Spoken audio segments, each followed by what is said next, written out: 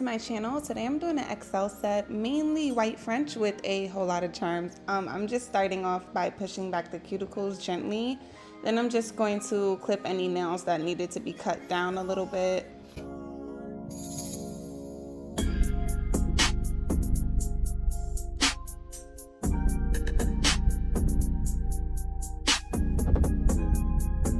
To continue with my prep, I'm going in with a ball drill bit around the cuticle area lightly.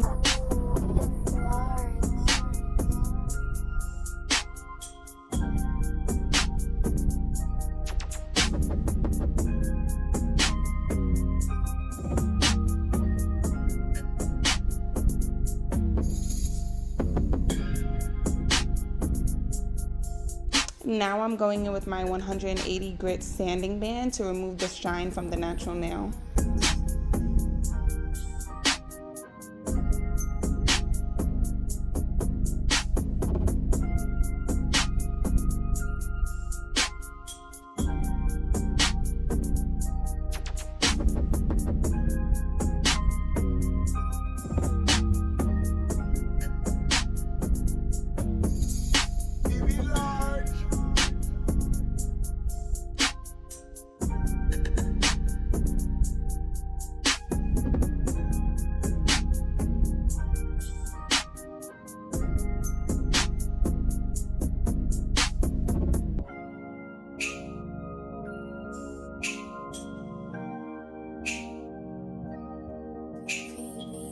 I'm using my nippers to remove the excess dead skin from the cuticle area. You want to do this slowly and be very careful to make sure you're not cutting into any live skin.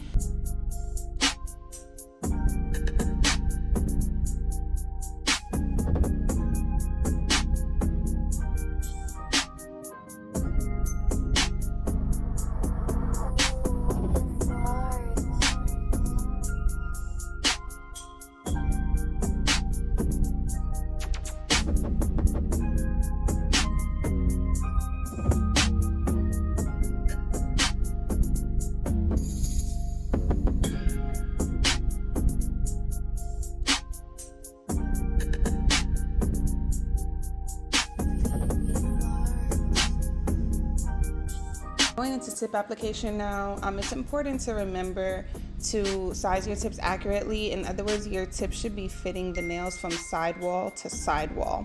It shouldn't be too small or too big. And this is for the best retention possible. So I always put the tips over the nail first to make sure it fits before I go in and then add the glue. And I'm using KDS glue, by the way.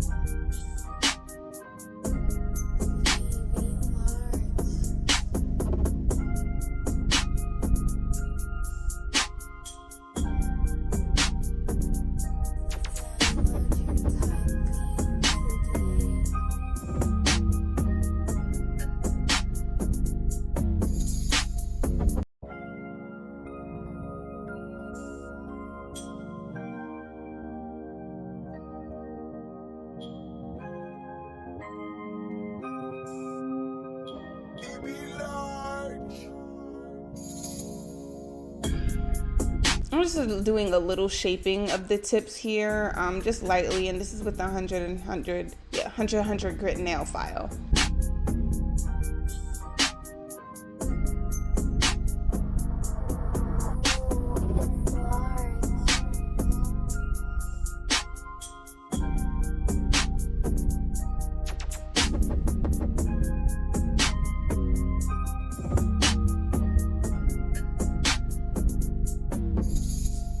Next, I'm taking that same 180 grit sanding band and just blending the tip into the natural nail. You want to do this at a very, very low speed and very lightly because you don't want to overfile.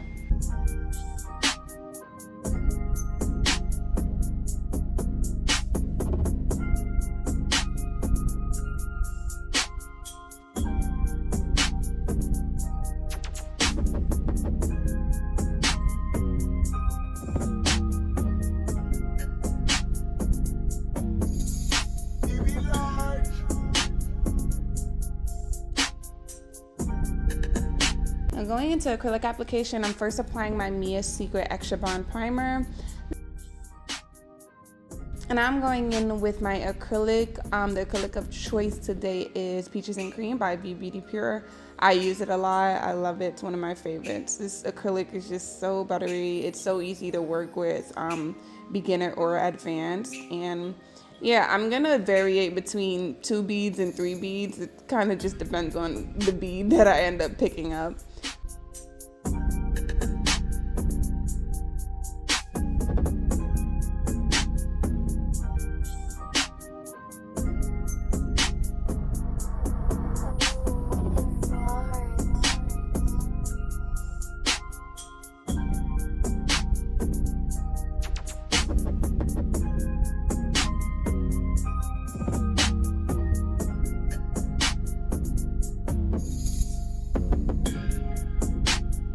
I do tap the sides of the nail a lot to make sure the nail is keeping shape, so it's less work when I have to file.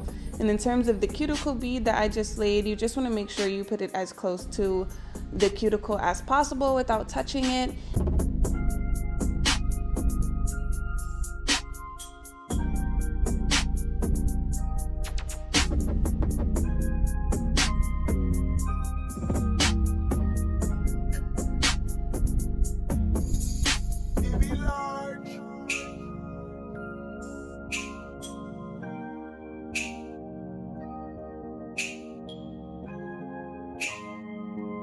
I had hit the bottom of the nail here or did something, but I don't know what I did, but I was basically in this clip, I'm filling in the gap that kind of was left by there, if you can see it. And if you're doing something like this, you just apply like slightly wet beads until it's just blended in properly and it looks good again.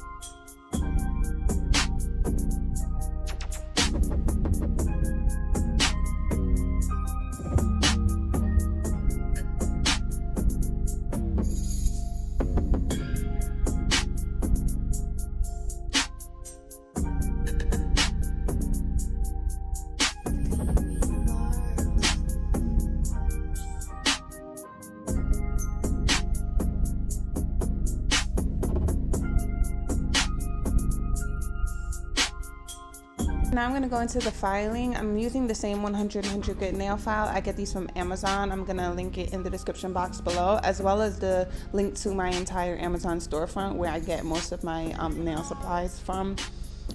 For the filing, you just want to make sure you're filing at a 90-degree angle, keeping it nice and crisp. I'm doing square nails here, so you pretty much just hold the file straight at a 90-degree angle on both sides. I do then also file under the nail. When you're doing long or extra long nails, when you're filing, you should be holding your client's finger as you see me doing, because if you don't do it, it might hurt them as you're filing them because of the length of the nails.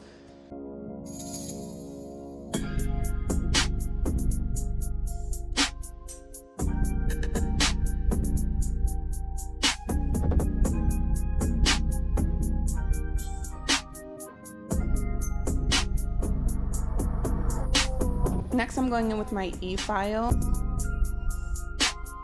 And I'm just cleaning up the bottom of the nail first. Sometimes the remnants of the plastic tip from when you're filing with the hand file can come trapped under the nail, or sometimes it could be even like some leftover acrylic from when you were doing your application. So I like to just run the E-file under the nails just really quickly.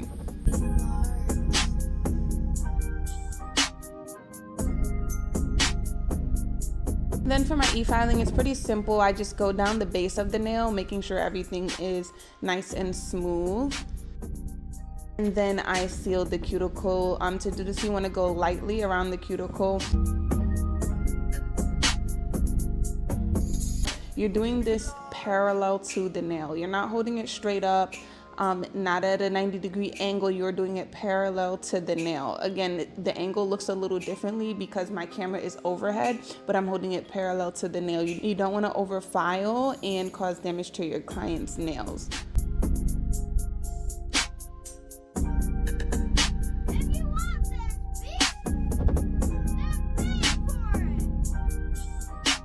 Go at the speed you're comfortable with when it comes to your e-file. I use my e-file at a relatively high speed just because I've been doing nails for a long time. But if you're just starting off, you might want to use it at a lower speed until you get more familiar with it, especially around the cuticle, because you don't want to cut your client.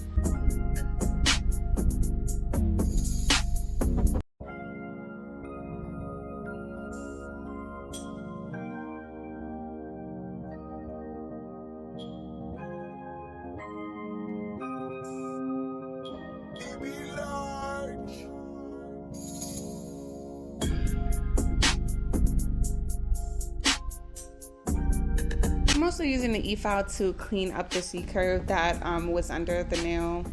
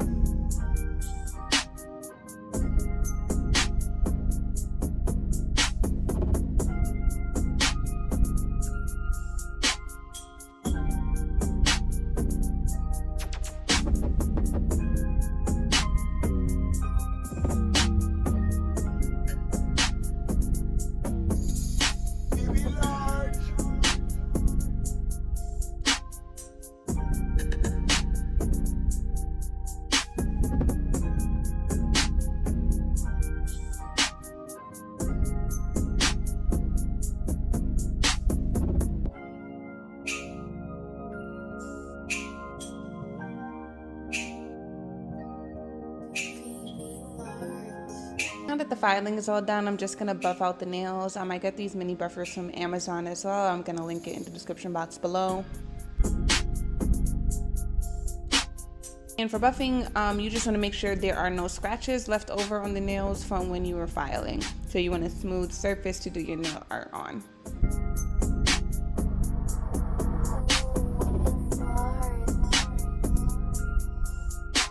I buff on the top of the nail as well as I run the buffer across the bottom of the nail. That also helps for the nails to not be so sharp.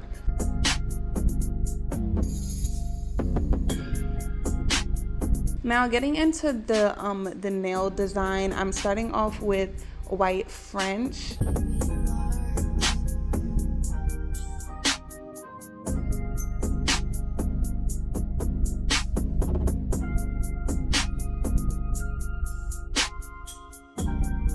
I'm using this nail art brush from Amazon to fill in the rest of it. Sometimes when it's long nails, I don't feel like using my liner brush throughout the bottom of the nail. So after I do the outline, I kind of just go in with the bigger brush. So with this nail, you're gonna see me wipe this off. I wasn't paying attention to the picture. My client had bought an inspo picture. We were talking and I realized that, wait, this nail was not French. So you're gonna see me wipe a little bit off and do the actual design, which is going to be a 3D design.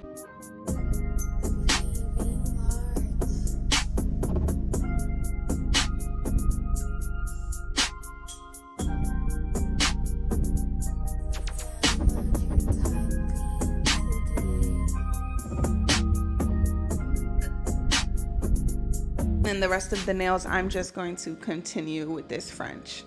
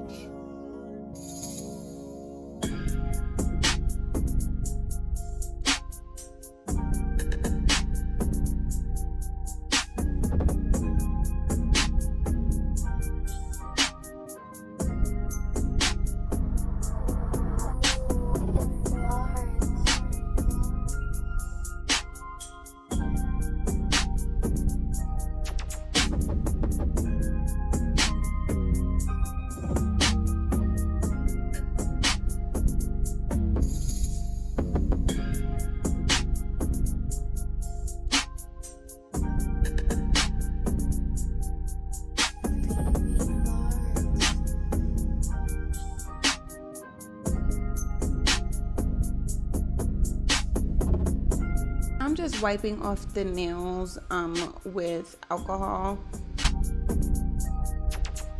I'm using my Macart rhinestone glue for this. I'm just gonna be adding some stones and a couple of charms.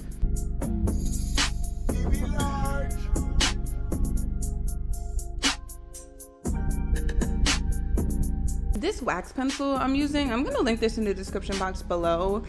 I bought a pack of these from Amazon. It was maybe like I think maybe 8 of them in there, and when I tell you I have had these same wax pencils for well over like 2 years now. Like, they're so long and they come with so many, and it was so reasonable in terms of the price. Like, I really recommend that everybody gets these, because I used to buy the 2-pack wax pencils that only had the little point. This is an actual pencil where it keeps going and going and going, and they're super long, and you just sharpen it as you go. So I'm gonna link those in the description box below. I really recommend, especially if you do a lot of bling nails and stuff, to get these. It's like the best investment ever.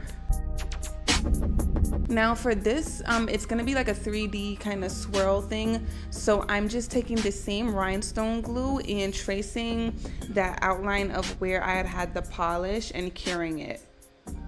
Afterwards, we're gonna paint white over it, but I'm just doing all the glue work first. We had already pre-selected the charms while we were looking at the inspo picture and everything. So that's why they're all laid out. I like to do this also because I feel it saves time rather than having to pick out everything as you go along. I'm also flash curing in between each charm I put on so that I don't have to have my client put their hand in the light and so that the charms don't move. So I'm flash curing using these little LED flashlights that I also get from Amazon.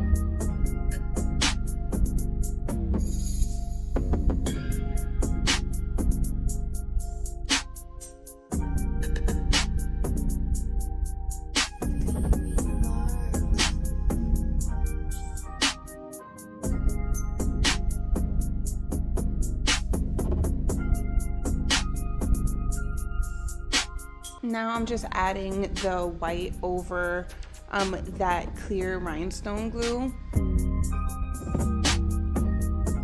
After I do this, I'm gonna cure the whole hand for 60 seconds. I did also forget to mention that when I first did the French and everything, I did cure that for 60 seconds before I went and put on all the charms.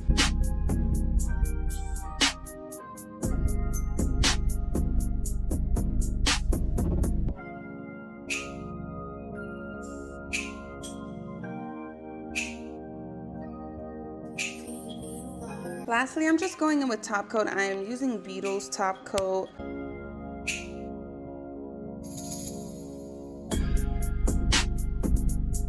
Really like this design and how these nails turn out, because honestly the design is not too much because it's mainly French and the charms just give it a lot of extra. And I do like extra with nails and nail designs sometimes, and I do like that all the charms and the stones that we chose were silver.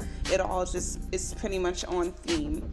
So after I top coat, I'm gonna cure the nails for about 90 seconds, and then that's about it. And this is the final product.